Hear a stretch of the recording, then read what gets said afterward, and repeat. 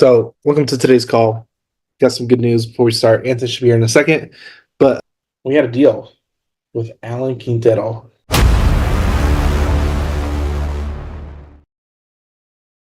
Working. Shout out to Alan. There he is on camera. Give us a wave. Give us up. We just locked up 100 acres for $1 million, so 10,000 an acre, and it comes with a house that came for free. Alan just went. It's by where he lives in Houston, a little ways out. So he went out and took some drone shots. Drone overheated and took some pictures of the house. We got those back today, but it's really, really exciting. It's a really good deal. We got two really good deals, one in Tyler and one out by Houston. But this is really, really cool to see. Alan, do you want to say how you found that deal? Yeah, sure. So this is kind of something that I've been finding when it comes to me personally. I've always done a lot of direct to seller marketing, and a lot of that is like instantaneous, right? So like you can blast a bunch of text messages, you can blast a bunch of voicemails, or you can have cold callers call for you and they insert a bunch of leads. So it's like I get to the lead faster, right?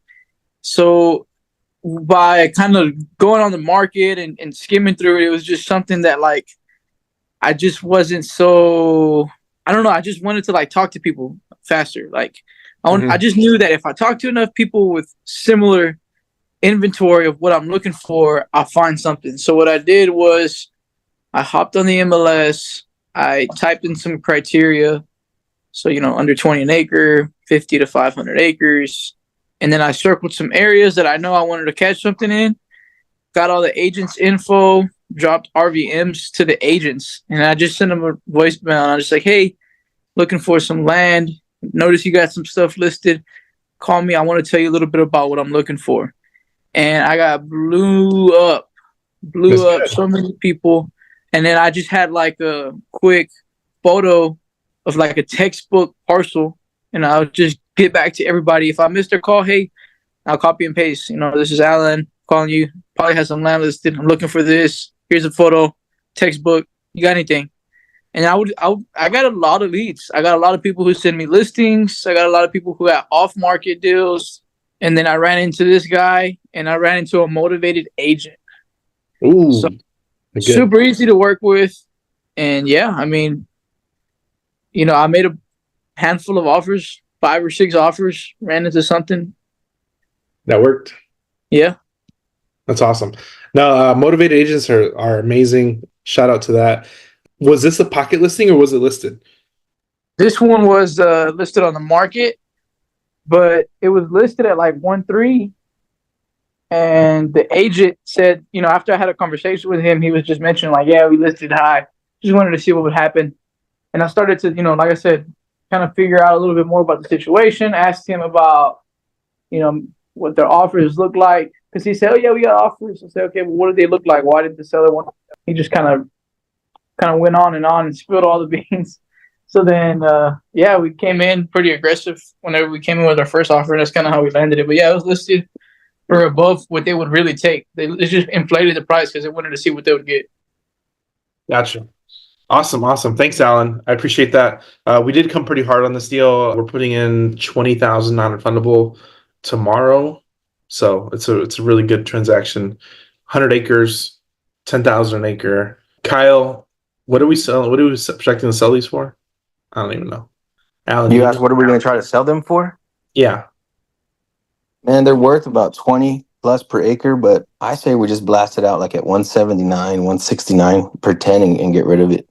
It's like if you did 169, minus agent fees, but just for round number's sake, it's 69 times a hundo, roughly 690 profit. It's like even if you split that or you got to pay agents out of that, it's still a deal that's worth your time and energy. With 20 grand out of pocket, what's the return, Daniel? If you put 20 out of pocket and make back 6 hundo or 5 hundo. Let's do the math here. So 20,000, you get back, let's say 5 hundo in, let's say 12 months. Let's overshoot. That's a 369% ROI. 369% ROI, and hard money lenders get 12%, and people worship them. 12%. And how much is it? 300 and what? 69, and it's not going to take us 12 months. It won't take 12 months. So the return's going to go way, way, way beyond that. But worst case, 369% in an environment where the rest of the public is playing at 12 to 18. 18% is usury. You can go to prison, right? If you lend somebody money and you go above 18%. We're getting 369% return on our efforts, guys. And it's very, very loose. It's probably way Yeah. Yeah, we can turn that up. We can turn that way, way up. We can make some smaller tracks. There's a house to sell on that property. Came with a free house. Mm-hmm. So it's exciting. Let's jump into the topic of today. You didn't tell him yet? No, I didn't tell him yet. I was waiting for you. Well, let's tell him about the video that's coming out tomorrow, and then maybe that'll be our lead-in. Okay. So tomorrow we're releasing an episode that we pre-recorded. Let's see how long. It's 12 minutes long that we recorded a while ago. Me, Anthony, and I were. We were at that fasting retreat, so we might sound a little tired in that video. Yeah, we recorded it a couple weeks ago, but it's a 12-minute long video. Definitely check it out. But it releases 8/21. But the episode is called "Anyone Can Do It," but it isn't for everyone. It's really hard to be us. And me and Anthony, we were kind of in our. We were kind of thinking like, what do we. What topics to cover, and this is the good one for us because it's really, really hard. I mean, like you said, anybody could do it. Anybody could do it, but it's really hard to control and lead in this organization of what we got here. So if you're listening to this, let's kind of dive into that. What do you mean by that, Anthony? Hey, I'm not gonna lie. I was just ordering some Chick-fil-A. What's the last thing you said? I said, how do we define being us? It's painful. What's the weight of that? It hurts. I told Daniel, like, when we started this thing, like, if we got a little mobile home and we could get it for 50 bands, put 20, 30 into it and sell it and make 60 G's, 50 G's, man, we thought we were the shit, isn't it? Right? 50,000. And it was easy. I remember it being easy. We didn't have as much cash, that we could borrow. And just for the record, we don't have piles of cash sitting around. I don't want anybody to ever think that. We're not that stupid. We leverage, we borrow into our deals. And right now we're borrowing a lot. And we're rolling the cash too. So yeah, when we make something, we put back in as much as we can because we're betting on ourselves, and then we're going to explain why. They say don't put all your eggs into one basket, but I'm going to beg to differ tonight. And by the end of the conversation, I think you guys will appreciate what we've pieced together, and everybody that on here that's played a role in that too. We appreciate you guys. Like Alan's a monster, man. I can't wait to see what that kid's going to do here in the next few months, next years.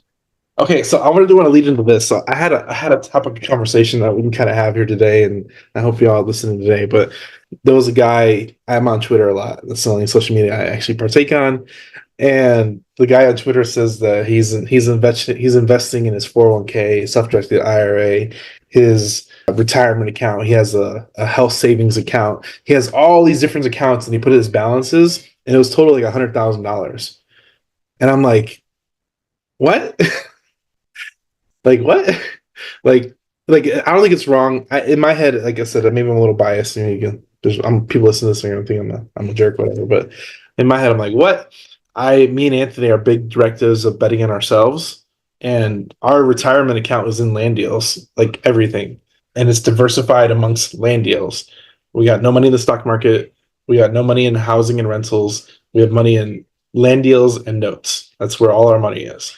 And we really took a bet on ourselves together, but it's all bet on ourselves. There's no emergency retirement fund. There's no 401k, and we might get there just to tax defer income. But all this ROI and future is literally bet on ourselves. So yeah, I'll tell you where the safety net is in that, because somebody's on this call that's like, man, that's a big risk. We can easily liquidate any one of these pieces of land and pull out whatever cash we need immediately, right? So if we got into a little pin, something weird happens. I mean, some of these properties we're into them for 5%, 3%, 1%, 0%. So our leverage position is pretty strong on all this stuff. Some land we own free and clear. So there's a lot of cash equity. It's just locked up in land. So there's the joke of you're not poor, you're just liquid. We live that daily. But it's one of those things where there's a lot of ROI locked up into the future. And we really did bet on ourselves, and there's a lot of capitalization and weight behind that. Yeah, and then where are the pain points, right? So what are we piecing together? I think we're piecing together $1 billion company. I think we'll have 100 million in debt here, like in the next 5 years or less. Maybe I think it's going to go a lot faster than that, but I want to be conservative.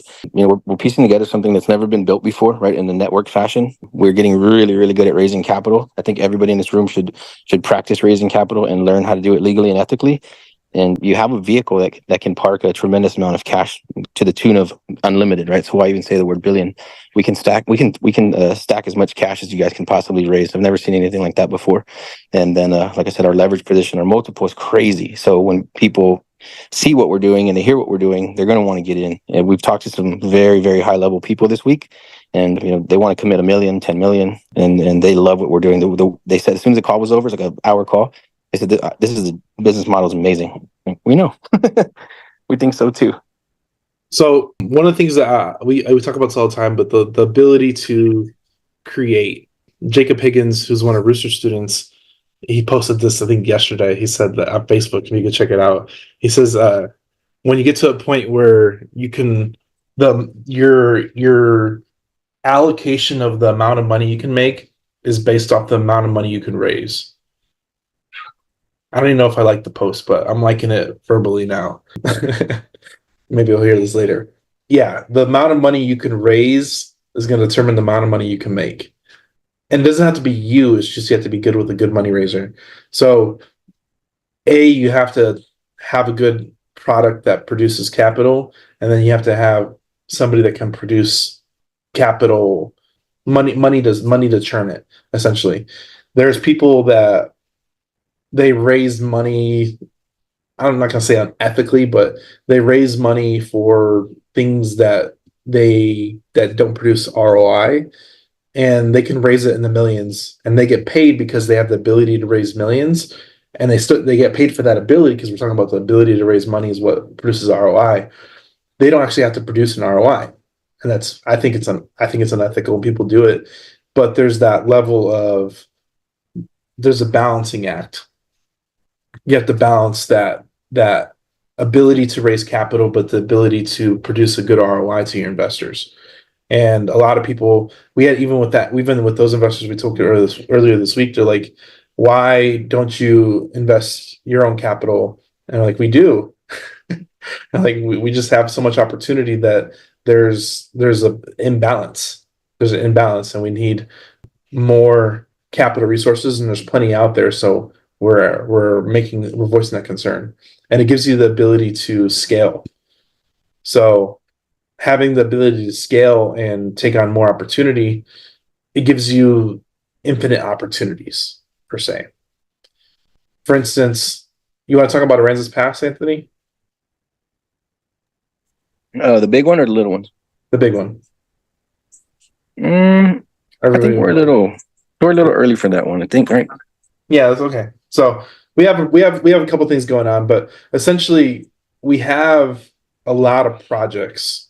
Like, every time I had dinner with a family friend, and I was just going project after project after project. It's going on, and we have a lot going on.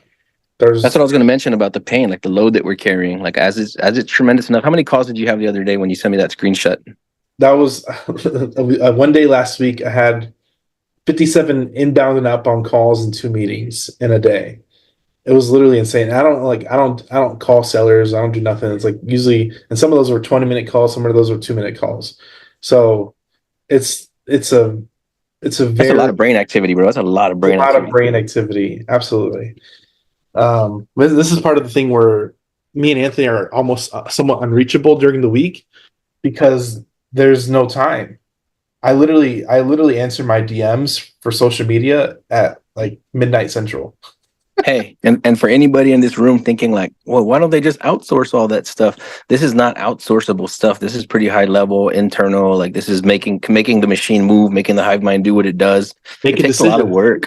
Yeah, lots of very important decisions, to be made all day long. We just had a meeting for 2 hours and 10 minutes, right? Like 8 minutes before this. Dad was like, I gotta go. I gotta eat something real quick. Like, I mean, we're burning every minute we have available.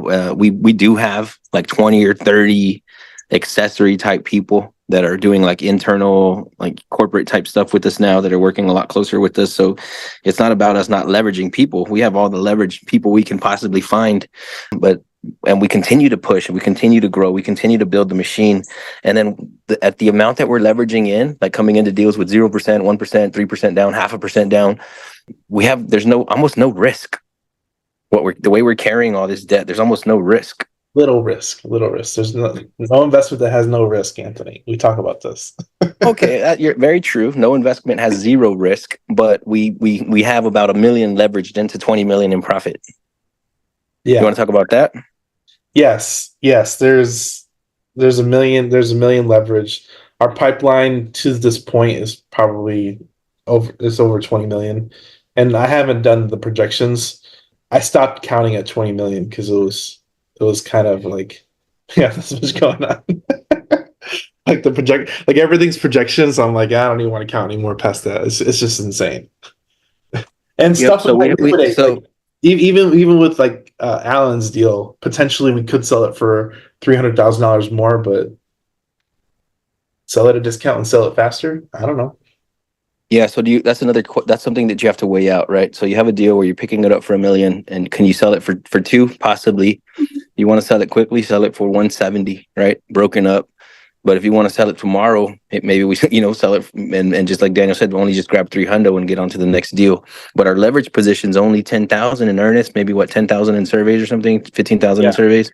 That's a lot. So when your leverage position is 20K and you could pull anywhere from 300 to 700, there's not a lot of risk involved at all. So it's like I said, even though we're growing and scaling we're not scaling for no reason, like just to see if we could scale. Like we're able to track these types of deals and leads now at such a scale that it's scaling almost by itself.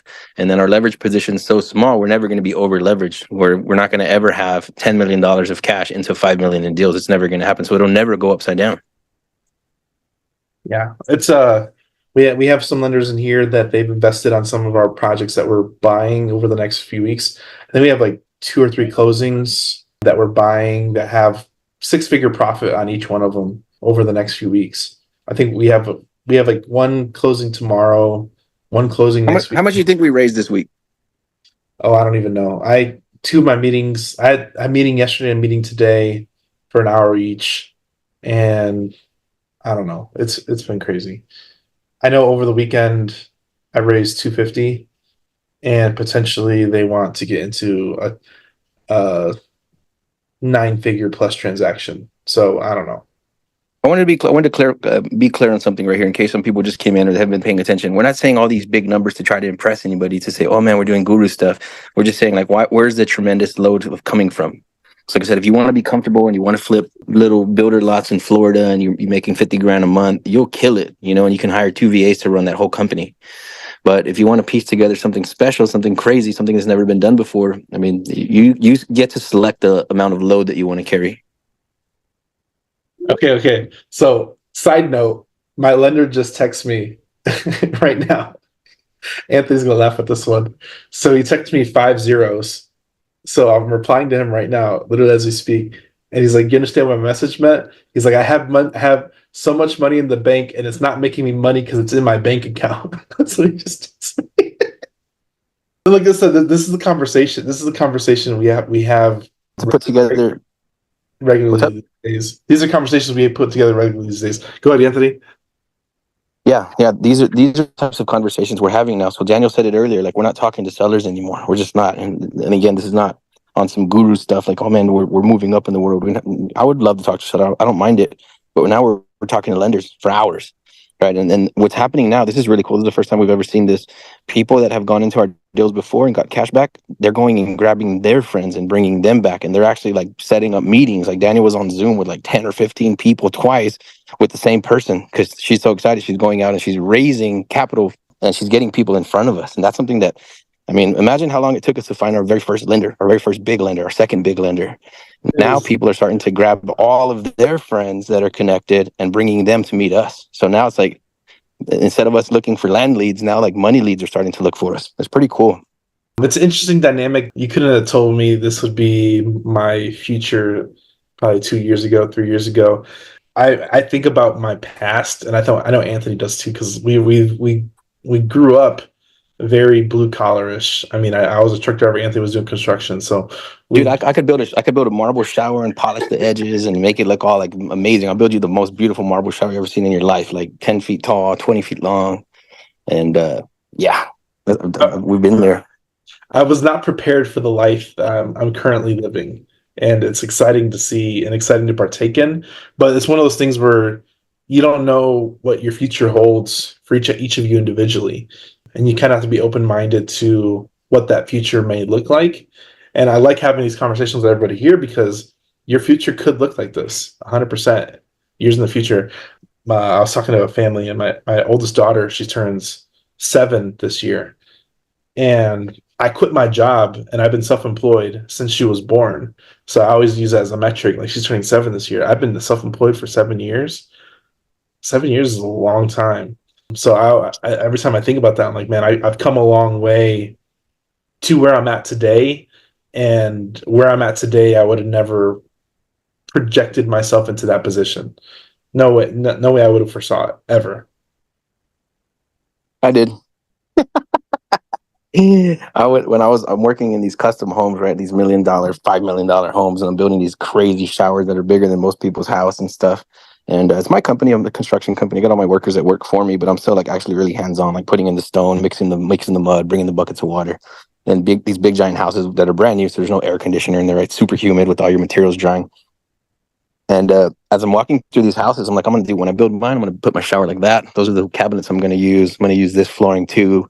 Like, so the whole time I'm there, like as a, slave labor, making $1,000, $2,000 a week, I'm designing this freaking crazy mansion in my mind as I go. Like, I'm definitely using those windows. I definitely want my pool to look like this. After walking all these amazing houses, like I just always knew like something amazing was going to happen. I remember in elementary school, I'm like in second grade or third grade, and I'm in the class, and I'm just sitting there, and I'm seeing all these kids around me just being kids, and I'm like, huh. It's like, I wish all these people knew what I was going to become in my life. Just always known it, man. And for some reason, it's never been about myself or, how much money am I going to make or what am I going to put together. It's always been me, like in the service of others in the least cheesy way possible. Having construction workers, they always need favors. They always need rides. They always need money, right? And running these big crews and having all these contractors, everybody always needed favors. And I really was in the service of others. And my business always grew like that. Like the more people I helped, the more I was able to make. And I wasn't doing it as a business reason. It's just kind of the guy that I am. So I knew I was going to put something together tremendous. Now we have some charitable, right, aspirations that we want to piece together.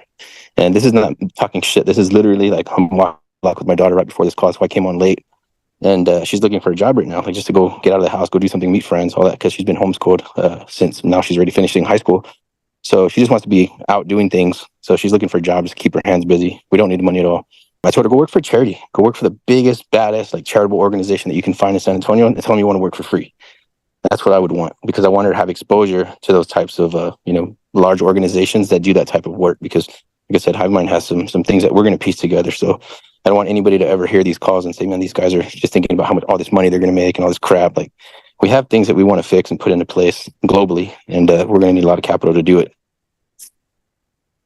And I think there's a lot of capital out there, but I think it takes a leader to say what they want to create in the world, and then people follow. And I'm not saying people are followers or people are leaders. I think it's up to you. I think you have your seasons of being both, and that's okay. I always think about this. Like, I was never a leader in school, never a leader in college. I think I started becoming a leader at work when I was just doing the work. So I enjoyed the work that I did back when I started actually working a job. At no point I didn't want to be a leader at work, but now I see myself as taking on a whole leadership role and all that responsibility that comes with it from A to Z. And it necessarily wasn't in my plan. It kind of just it kind of opportunity came about to become a leader, and then the followers came. Alan says, in order to be a great leader, you must be a good student and follower. Absolutely. Absolutely. And like I said, I have high hopes for a lot of people in this room. I really do. I think it's very aspirational to follow 100%. But I hope, Dude, I think that everybody in here, you have 100% chance of doing something tremendous in your life. And the cool thing is that your life will be so successful that it's going to rub off on your friends and family members that are around you. The people that you're in contact with most often are going to be able to glean some of it. So I think that's the coolest part. But anybody that sticks to this business model and you just stick with it and you don't move, you just stay here. I know it's hard to stay focused in real estate because you see, oh, this guy's making a ton of cash over here. This guy's making, calm down, focus, and learn this right here, and you can command any amount of money you want for the rest of your life, and then you can put it into whatever trash project you want. If you want to do a flip house, or if you want to buy a storage or do something, you'll always know how to make the money to arbitrage those assets. So you can pick whatever you want now. You can pick apartment complexes later. You can do whatever you want. Get good at this, and you can put together large sums of capital in a very small amount of time. I think we didn't even turn on this $1 million land deal room maybe like 2.5 years ago or something, Daniel. I think it's 2 been years ago. a year to year and a half. I feel like it's been 2 years because we went to this river with Patty's mom for her birthday or something, and then we just went back again. So I feel like we're at the 2 year mark or so, but we're getting close to it. It could But be close to 2 years. we didn't have millions of dollars in assets 2 years ago when we started this room. But since we kept focused for 2 years straight, like crazy people, no matter what all the noise around us, like I said, right now, if we sold everything we have on our books right now, we would have at least 20 M's, 25 M's. And we're not counting because we don't care. We just keep stacking and stacking and stacking fresh new deals with very low debt on it. And someday, yeah, I don't know, it might be a year and we look up and it's 100 M's, but it's happening faster than it's ever happened before. So stay focused. Market said it was August 2022, so it has been 2 years, if that's right. Boom, yeah. That's crazy. I didn't think it's been 2 years. So think about it. We if we stacked up 20 or 25 M's of paper, right? I'm not talking shit. It's not stuff. We own a lot of stuff outright, but if we sold everything we had in one day, then yeah, it's already over 20 million. And it's going to go, like I said, it's happening faster now. So that happened in 2 years and it's happening way faster. So It's pretty cool. And everybody that's in this room is you know who you are, that you're playing a part in it. That's Suarez is, there's a bunch of people that are doing cool things. I mean, Mike Flores, what I meant to say. There's a bunch of people that are putting this machine together. It's not me and Daniel, right? This is a lot of concerted effort. Yeah, that's the biggest thing. I think I tell a lot of people, like, I'm doing amazing things, but I'm definitely not doing it alone. Definitely not doing it alone. There's a lot of aligned effort that happened behind the scenes that me and Anthony can't even fathom what's going on behind the scenes, because there's so many good things going on. Like, I'm not even privy. I was talking to somebody in this room earlier, maybe yesterday or today. I can't remember. It's all blended together. But I was telling them that I don't communicate to certain parts of the team because they're just not in my realm of influence or management currently. So there's people that work for us that I don't even speak to, even semi-regularly, and it's just that I'm not in that department per se. I'm in doing different stuff, but there's just a lot. I haven't talked to the Hivemind VAs in like 3 years.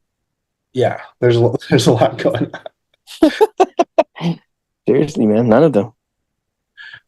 Stuff just happens. It's really cool too, because like there's just, you wake up and stuff happens. You miss the day, you're out on vacation, you go to the beach one day and stuff happens. Like, there's just stuff happening all around you, whether you partake in it or not. There's just stuff happening. I was just telling my daughter that right now, man. We have so many good people in place around us, and this is also, if you're listening to these words right now, this is also your same support system. All these people that are working with us and Hivemind, those are the same people that are going to work your deals, go raise capital for your deals. So if you're on this call, like, this is not our people; these are your people, literally. Mm-hmm. Yeah, I gave Kyle a list today to go raise money, and it's not that I'm not raising money, and he needs to go raise his own money. Oh, my 17-year-old daughter just sent out her third contract today because the first deal blew up. But my 17-year-old, she got her second land deal today that looks like it's going to be good. I sent it over to DeAndre for dispo. She's doing Florida? No, it's here in Texas. Okay, cool. Yeah. I had no idea. So that's what I'm telling you, man. I haven't done a deal with DeAndre in never, probably forever. It's been a long time. And boom, today, what's up? He's in Florida. He got to buy her in Texas. Let's do this. So everybody can make money on these same deals. Nobody's alone in this room. Well, the last deal we did with DeAndre was the mobile home deal in Florida, which was like last June. Damn, yeah. See, it's been a minute. But I think having access to these people in this room, that really is the game. That's what makes this really interesting and fun and cool. It's like, if you got a deal, let's say tomorrow, and Kyle, man, if you guys have a minute to hang out with Kyle Thompson, you should do it. He's hard to get a hold of these days, but like, he's the fastest learner I've ever seen before, probably aside from Quintero. Kyle, man, he just hears things like a robot, and he just remembers it forever. And I had to question myself for a while, like, hey, how come more people aren't getting these big deals? Like, I can clearly see there's tons of them in the marketplace. Me and Daniel can find them in like 5 minutes. And so maybe something's wrong with my training, maybe something's wrong with me, maybe something's wrong with the way I teach it. And then bam, Kyle comes on board. He freaking just starts getting more deals than we can possibly fund. So it's amazing to watch. That, yeah, if you pick up all the pieces the way we're instructing, I mean, you could be a violent land investor like Kyle. Never seen anything like it before. Yeah, it's exciting. It really is exciting. I think Kyle's been with us since April. Maybe 6 months. Yeah, I think in 5-6 months. April, so it's 4. I think it's 4. Amy's laughing at my violent, but I mean, like, somebody who do something so aggressively and so quick, it's like fascinating, right? I used to box when I was a kid, and my hands have they move very quickly, right? You can disassemble a person in pretty short amount of time, right? With a great amount of violence, like jiu-jitsu teaches that. But yeah, so I feel like that's how Kyle's moving through the land game right now. He's like destroying everything. There's blood everywhere. Like, calm down, Kyle. No, and then Alan too. Alan came out of nowhere. Alan's coming with some heat already. We did a deal together this year for 180 acres, and then now we're doing 100 with Alan. It's the same person in a very short window. Yeah, even Rooster too. Rooster. Yeah, we've done probably 3 or 4 with Rooster. I think we've netted over $1 million profit with Rooster so far. Yeah. It's been very intriguing. Very intriguing. The best I could say is keep putting work in, and there's going to be opportunity around you. No matter where you're at in your business, keep raising money. So, Daniel says Kyle needs to hold the Zoom to spread some of the knowledge. He does have. He is starting to have them every now and then. Like I said, maybe he might not make one special for somebody, but somehow ask him if you can be added to some kind of list, and I'm sure he would add anybody to the list. And he's really giving guy. Like, he's just running out of time. And then, of course, me and Daniel are putting a bigger load on him. So you know how we're gonna do it. Yeah. Flores has a maximum load. Jasmine's pretty stacked up. Octavio's stacked up.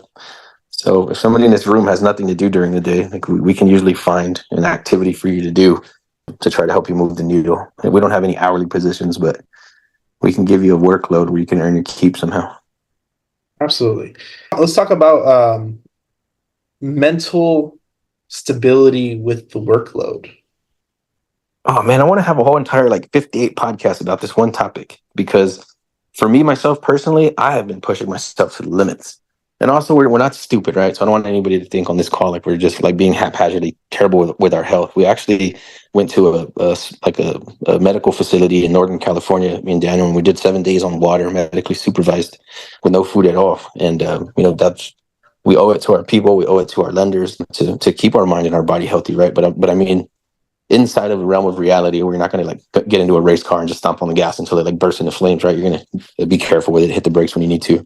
Same thing with your body, right? You can push it so hard, but there's like a red line, and then there's a yellow line right before you get to red. So I think we managed to keep it out of the red, but I think it's very easy to get there, especially depending on your personality. Like myself, I love to redline it. I like to go fast. I like to make moves and put things together quickly. And it could be at the expense of your own mental health. And lately I've been fasting. I've been eating lots of salads, greens, vegan protein, still lots of intermittent fasting. I'm taking exogenous ketones.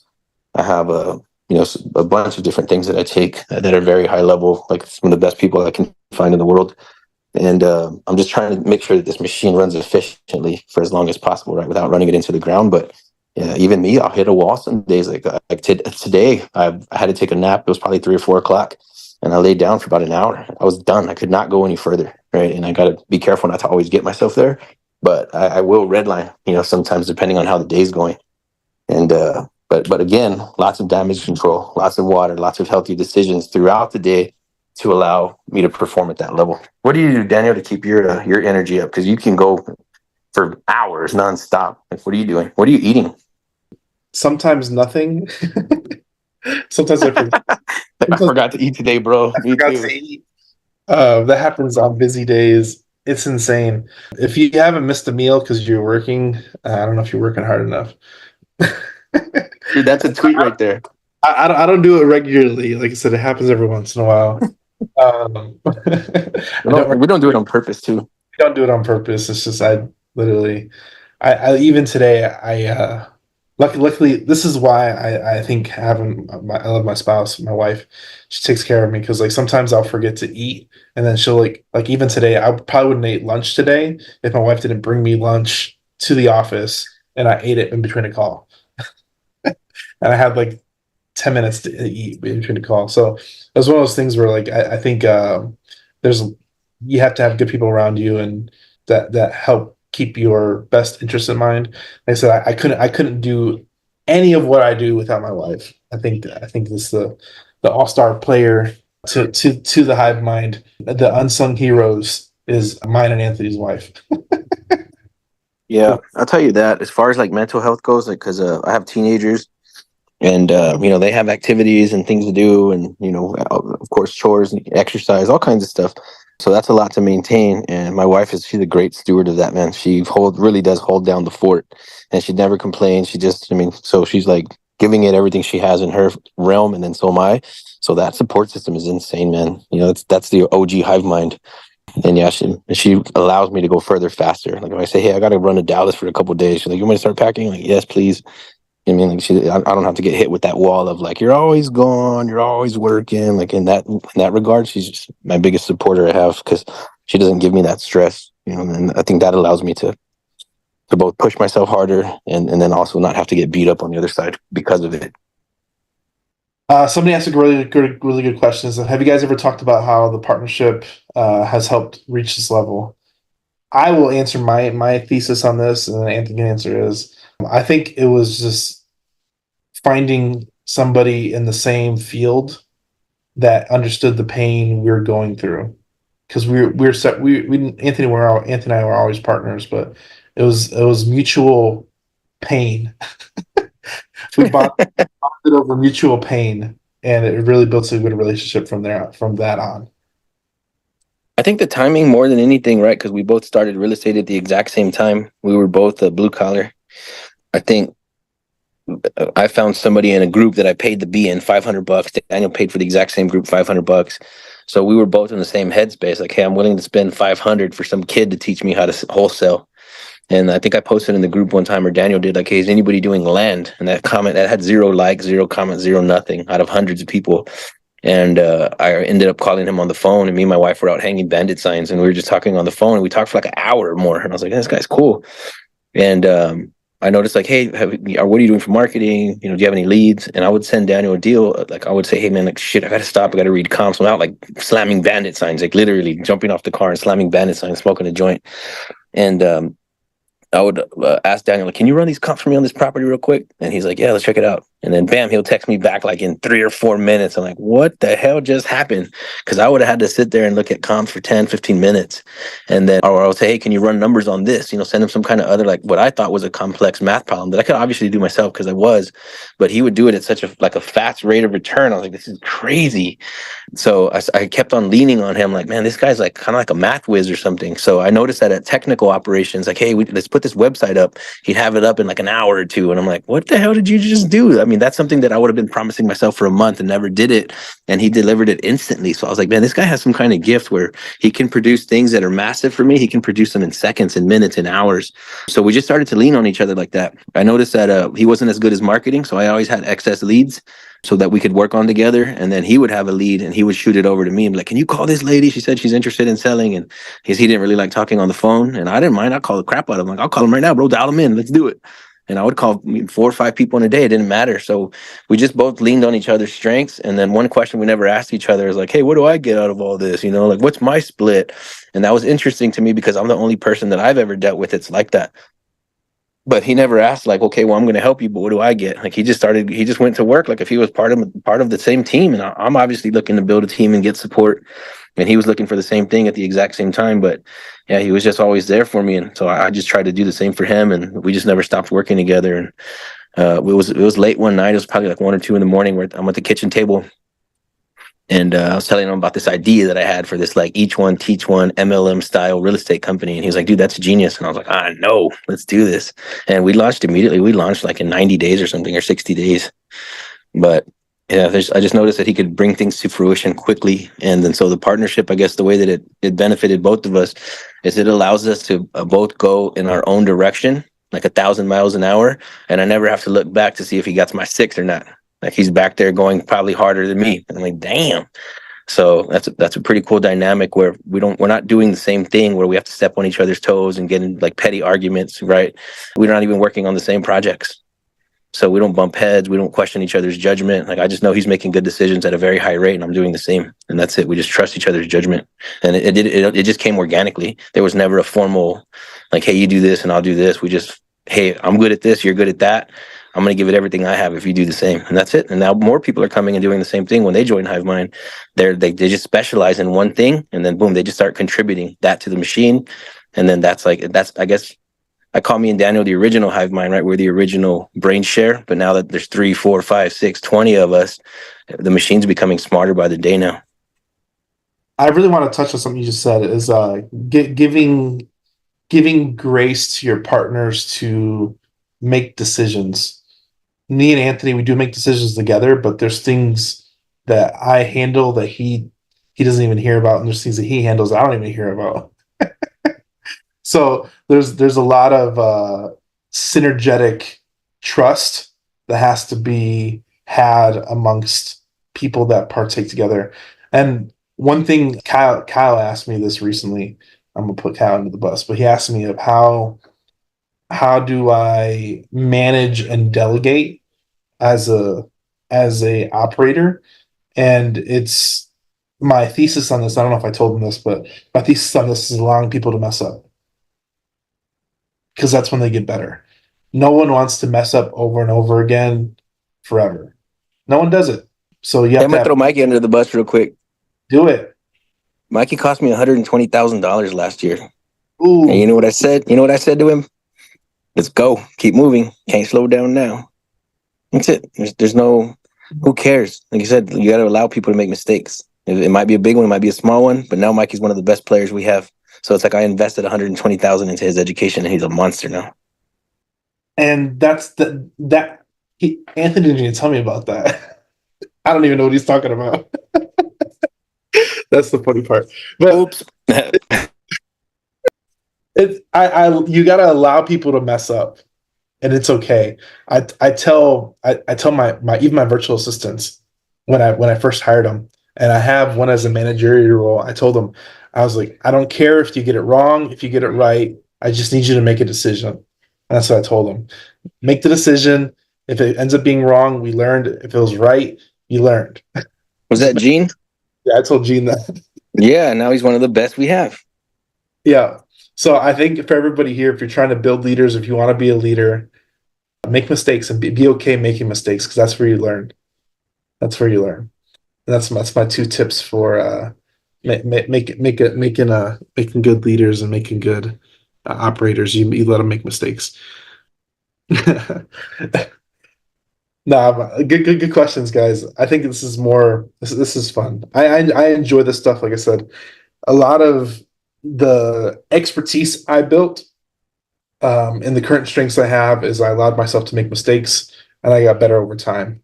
And that's with everything. So you really have to have grace on yourself, grace on your team, grace in the people you deal with, grace on your sellers, grace on your buyers. There just has to be grace. I think a lot of people, they hold people to a higher standard than they even hold themselves, and it's not realistic.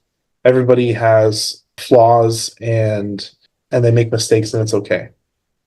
Dude, I was going to say something about that too. People are so afraid to make a mistake that they don't move. They don't take action. And I think that's the worst place that you can possibly be stuck in.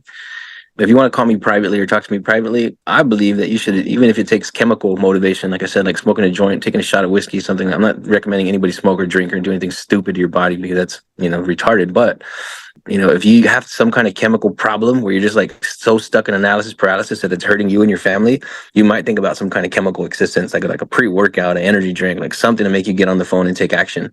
So if you're stuck, I can try to help you get out. I won't spend a lot of time with it, but I'll give you some pointers.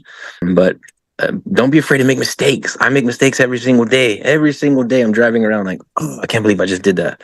The hell with it. But my wins are gonna far, far, far outnumber the mistakes. So don't ever let that stand in your way that makes you say, hey, I don't know what to do, therefore I'm not going to move so I don't mess up. If you mess up 400 times, you'll be the best one in this room because you have already had that many experiences and you'll have a bunch of wins behind those 400 mistakes. We're getting really good at land because we make a lot of mistakes. Literally, yeah. I feel like we're probably some of the best land investors in the game and we're getting better by the second. And more high level people are starting to gather around us that are teaching us a lot more stuff. So it's a cool experience, but it's like, yeah, every day we're messing up, we're learning. And then, hey, 10 years from now, guess how many mistakes we're going to have made in the next 10 years. But by then, like, yeah, we'll be world-class land investors. I mean, it is what it is.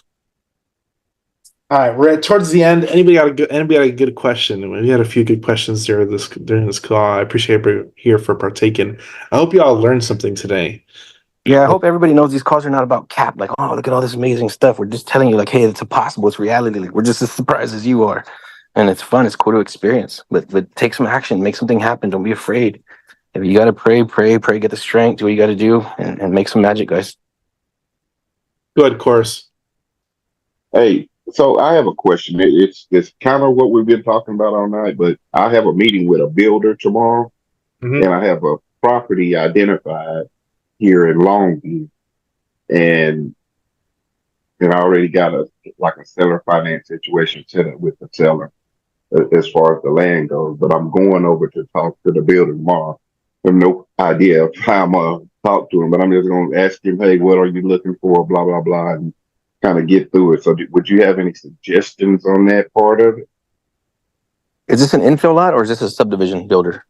Well, it's a subdivision builder. What he does, he builds townhomes, and I saw that he builds townhomes, and I had been looking at this lot over here. It's like plotted for 25 homes, right? Mm-hmm. But the survey is like 3 years old. He probably could get it rezoned or whatever for townhomes. Yeah. And build it. But I got the guy that said give him 90,000 now and then like 90,000 in 6 months or 3 months, I think he said. So I'm going to go over and talk to the builder and ask him, hey, what are you looking for? Is this type of subdivision that you're looking for? Because it's listed on the MLS, and I'm just trying to figure out how to go about doing it. Look, I'll tell you something. The power that you possess right now is that you're a consultant, right? You're not a land buyer. You're not a land seller. Yeah, I do that because I like to make money, but I'm not here to serve. I'm not a realtor trying to impress you by this property. I just need to know, what are you looking for?